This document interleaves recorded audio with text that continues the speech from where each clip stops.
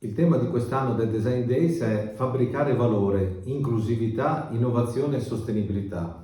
Mi chiamo Giulio Iacchetti, sono un designer e sono felice di poter essere un testimone di questa giornata così speciale nel mondo dedicata al design italiano.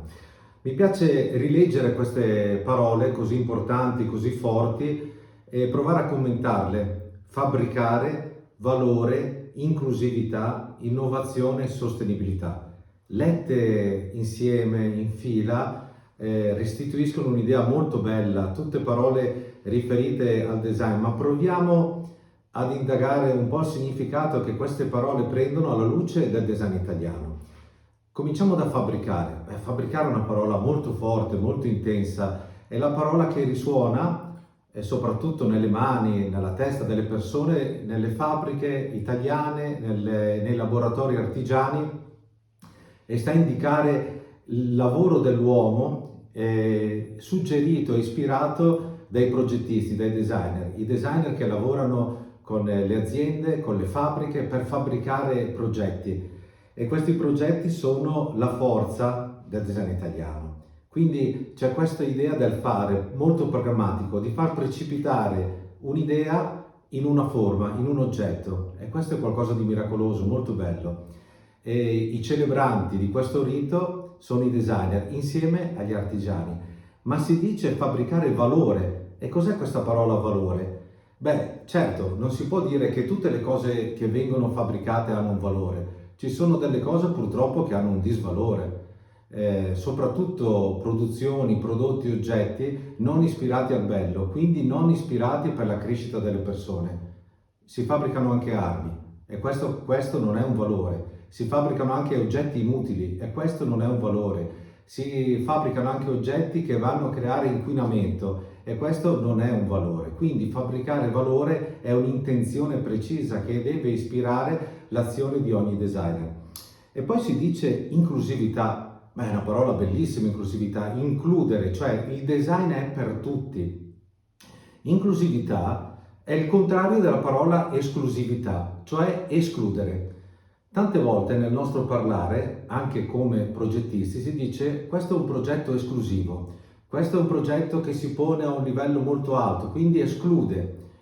Ecco, io penso che il design sia tale, genuinamente tale, quando è democratico, quando pensa e produce oggetti per tutti, che siano appunto inclusivi, che possa includere ogni persona senza limitare l'utilizzo di quell'oggetto o l'approdo, la proprietà a un oggetto, impedendo appunto di acquistarlo perché è esclusivo, perché costa molto, perché attiene al mondo del lusso. Io credo che il lusso poco abbia a che fare con il design e sicuramente con il design italiano. E poi arriviamo alla parola innovazione. La parola innovazione sembra che debba sempre esserci. Ogni volta che si fa qualcosa o che si parla di progettualità, di produzioni, eccetera, l'innovazione è sempre un argomento fortissimo.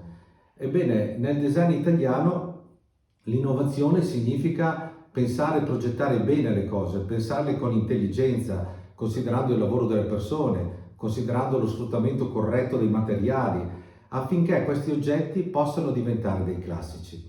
Tante volte l'innovazione è legata ai prodotti tecnologici. Ebbene, l'innovazione in quei settori fa sì che gli oggetti invecchino precocemente e vengano immediatamente sostituiti da altri progetti. Invece, una legge non scritta del design e soprattutto del design italiano fa sì che l'innovazione sia più nel processo, ma non nel prodotto, perché i prodotti del design italiano sono progetti innovativi perché diventano dei classici. Allora io, se penso a dei progetti dei fratelli Castiglioni, di Enzo Mari, di Sozzas, sono degli oggetti evergreen che non escono mai, dalla moda, sono sempre attuali, sono sempre contemporanei, sono sempre classici. E questo per me è la vera innovazione, provare a fare, progettare degli oggetti classici. E qui arriviamo alla sostenibilità, perché se progettiamo oggetti innovativi perché rispettosi dell'ambiente, di grande qualità, belli perché buoni, perché utili e quindi durano nel tempo, e la loro durata nel tempo, in modo che addirittura gli oggetti possono passare da padre in figlio, Ecco, questa per me è la vera sostenibilità, cioè evitare di fare oggetti inutili, che sprecano materiali, che sprecano risorse inutilmente. Il design cerca di progettare oggetti che hanno una lunga vita e che avranno una lunga vita.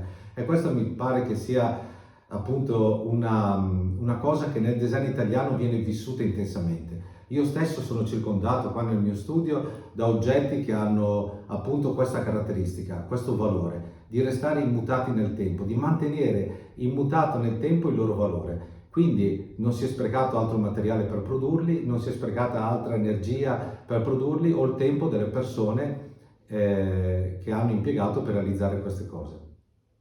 Allora credo che questa sia la più bella indicazione che il design italiano ci indica in questa giornata così particolare, il Design Day. E auguro a tutti di vivere bene questa giornata, io per primo. Grazie e alla prossima.